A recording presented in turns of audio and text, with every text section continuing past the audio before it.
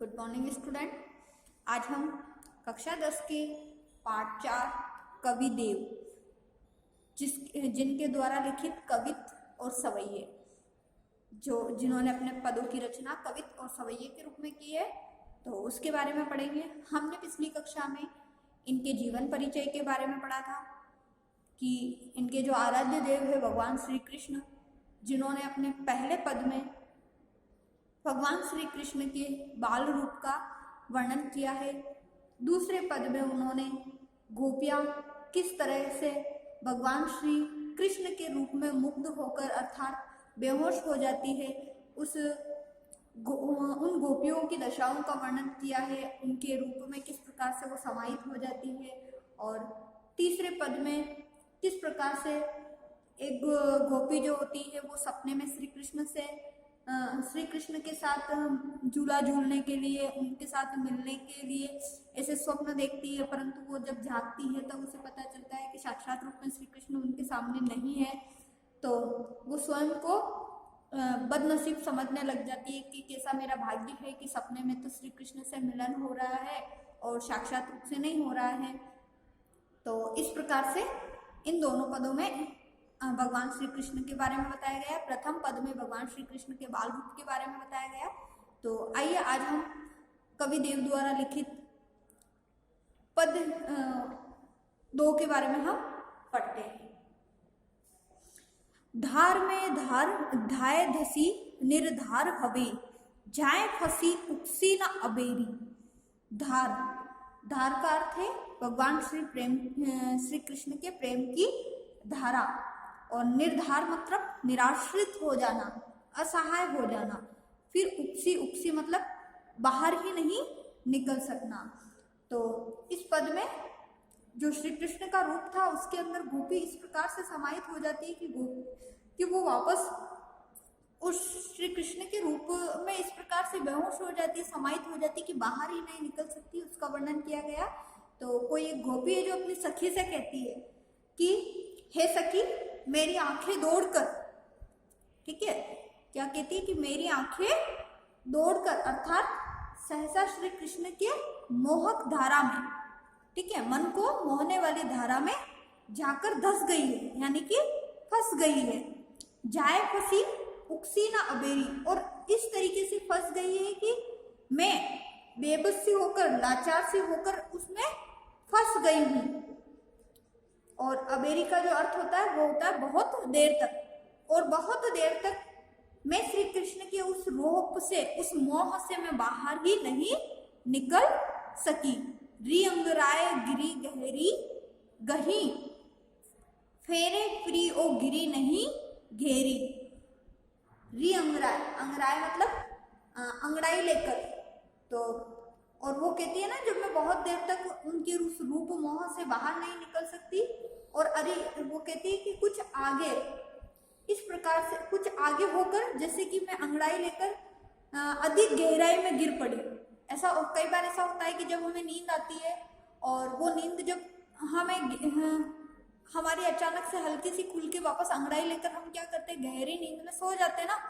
तो उसी प्रकार से गोपी का जो श्री कृष्ण के प्रति प्रेम है, तो श्री कृष्ण का प्रेम देखकर वो श्री कृष्ण के प्रेम में इस प्रकार से समाहित हो गई कि उसे लगा कि मानो एक पल के लिए तो जैसे मैं अंगड़ाई लेकर फिर वापस उस गहराई में इस तरीके से गिर पड़ी, इस तरीके से डूब गई कि कई देर तक फेरे फिरी और गिरी नहीं घेरी।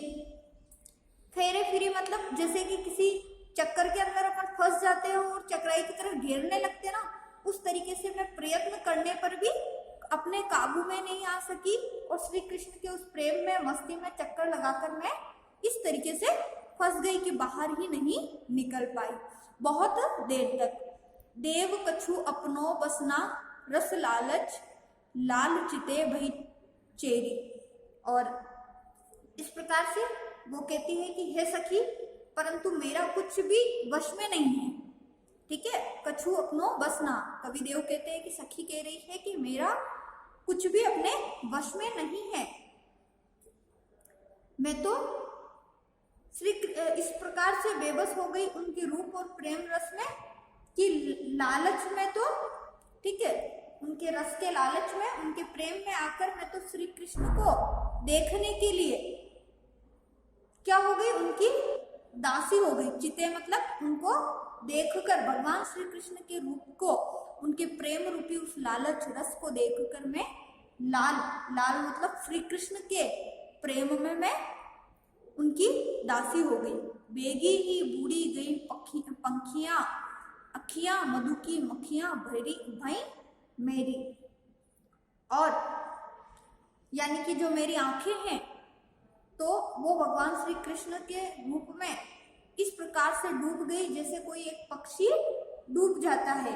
मेरी आंखें जैसे कैसे एक पक्षी जो मधुमक्खी होती है वो शहद में किस प्रकार से डूब जाती है, मधु की मक्खियां, है ना। तो यहाँ पक्षी के बारे में, मधुमक्खी के बारे में बताया गया है कि मधुमक्खी शहद में इस प्रकार से डूब जाती है कि वो उससे बाहर ही नहीं निकल पाती है। तो मैं भी श्री मधुमक्खियों के समान श्री कृष्ण के उस सौंदर्य रूप में शहद की तरह डूब गई हूँ, अर्थात उससे चिपक गई हूँ कि जो मेरी नजरें हैं वो उनकी सुंदरता से हट ही नहीं पा रही है, मैं उससे बाहर ही नहीं निकल पा रही हूँ। तो इसमें देखो अबेरी, गेरी, मेरी, चेरी अनुप्रास अलंकार का प्रयोग किया गया है। फिर भगवान श्री कृष्ण की सुंदरता का वर्णन है तो श्रृंगार रस का प्रयोग है। और गोपिका श्री कृष्ण के रूप में इस तरीके से अपने आप को सब कुछ भुलाकर समाहित हो जाना बताया गया है। तो किस प्रकार से श्री कृष्ण कहते हैं, श्री कृष्ण का रूप देखकर एक गोपी जो होती है वो क्या करती है, अपना सब कुछ भुलाकर श्री कृष्ण के रूप में समाहित हो जाती है और इस प्रकार से समाहित हो जाती है कि उससे वापस बाहर ही नहीं निकल सकती है। और उसे कभी कभी लगता है जैसे कोई एक गहरी अंगड़ाई लेकर कोई गहरी नींद में सो जाता है और उससे बाहर नहीं निकल पाता, वैसे वो भी फंस जाती है। और वो खुद कहती है कि भगवान श्री कृष्ण के रूप सौंदर्य को देखकर मैं अपने आप को काबू में नहीं कर पा रही हूँ, बस में नहीं, मेरे बस में कुछ भी नहीं है। अपनी सखी को कहती है कि सखी, और मैं तो उनके रूप में मेरी आंखें इस प्रकार से चिपक गई कि जैसे कोई मधुमक्खी शहद से चिपक जाती है। ठीक है, नेक्स्ट देखते हैं हम नेक्स्ट पद के बारे में। जहरी जहरी जिनी बूंद है परती मानो, गहरी गहरी घटा घेरी है गगन में। जहरी जहरी, जहरी मतलब बरसाती बूंदों की जड़ी लगना। ठीक है, तो इसके अंदर जो गोपी है वो क्या करती है, श्री कृष्ण के वियोग में डूबी हुई है अर्थात, और वियोग में डूबते डूबते उसे क्या आ जाती है, नींद आ जाती है और एक सपना देखती है श्री कृष्ण से मिलने का, उनसे उनके साथ झूला झूलने का। परंतु जब गोपी की नींद खुलती है तो हकीकत में ऐसा कुछ भी नहीं होता है। तो गोपी कहती है कि हे सखी, मुझे ऐसा लग रहा है जैसे बरसात की बूंदों की जड़ी, जहरी जहरी मतलब, और जिनी बूंद है मतलब बारिश की जो बूंदों की जड़ी लगी हुई है। गहरी गहरी घटा घेरी है गगन में, और जो छोटी छोटी बूंदे हैं वो क्या हो रही है, मानो इस प्रकार से टपक रही है कि आकाश में घने घने बादल उमड़ घुमड़ रहे थे और चारों दिशाओं ने उन्हें क्या कर लिया है, घेर लिया है। यानी कि बारिश की जो बूंदे हैं वो बारिश के बूंदों की झड़ी लगी हुई है और छोटी छोटी बूंदे दिन भर टप टप कर रही है, और जो गहरी गहरी घटाओं ने, काले काले बादलों ने उमड़ घुमड़ कर चारों दिशाओं को गगन में, यानी कि चारों दिशाओं को आसमान ने घेर लिया हो। तो फिर वो कहती आनी कहो शाम मौसो चलो झुलिबो को आजू।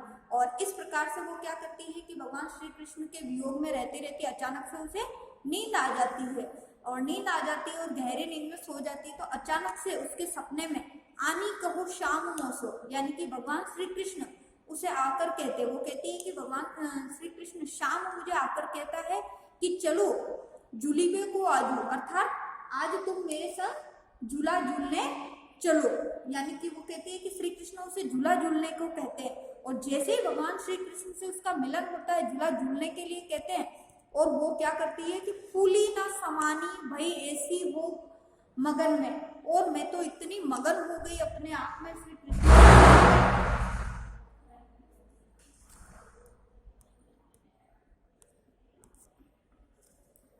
फूली ना समानी भाई ऐसी हो मगन, और मैं तो भगवान श्री कृष्ण के रूप में जैसे ही उनकी बात सुनी और मैं तो फूली ना समाई, प्रसन्नता से इतनी फूल गई, इतनी मगन हो गई कि चाहती उठी उड़ी गई सो निगोड़ी नींद। निगोड़ी नींद मतलब निर्दयी नींद, जिसको दया भी नहीं। और इतनी मगन में, इतनी खुशी के मारे में नाचने लगी कि अचानक से चाहती उठ योई उड़ी गई सो निगोड़ी नींद। और अचानक से क्या हो गया, मेरी नींद खुल गई।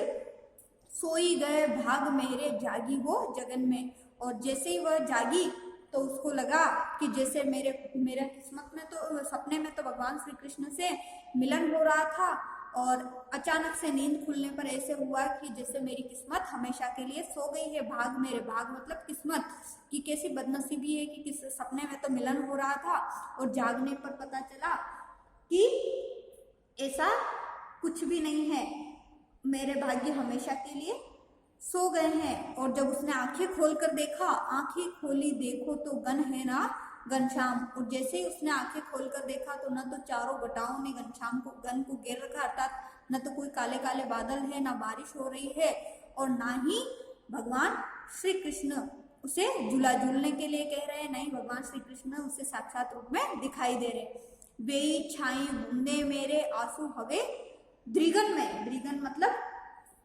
आंखों में। और ऐसा लगा, फिर उसकी जो आंखों के जो आंसू है वो क्या होते हैं, बूंदे भरी, उनके आंसू जो होते हैं वो जैसे मानो कि बारिश के समान आंखों से, वर्षा के समान आंखों से क्या हो रहे हैं, आंसू बह रहे हैं दोनों आंखों से।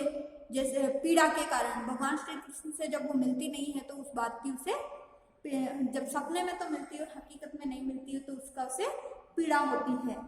तो इस प्रकार से हमने देखा, इसमें भी जैसे मगन में, गगन में, जगन में अनुप्रास अलंकार है और कवित छंद का इसमें प्रयोग किया गया। फिर हमने देखा कि कवि देव ने इसमें ब्रजभाषा का प्रयोग किया है और कई जगह उनके तद्भव शब्दों का भी प्रयोग देखने को मिलता है। फिर और इसमें क्या होता है कि जो गोपी होती है वो श्री कृष्ण के वियोग में उनके गोपी के हृदय को पीड़ा पहुंचती है।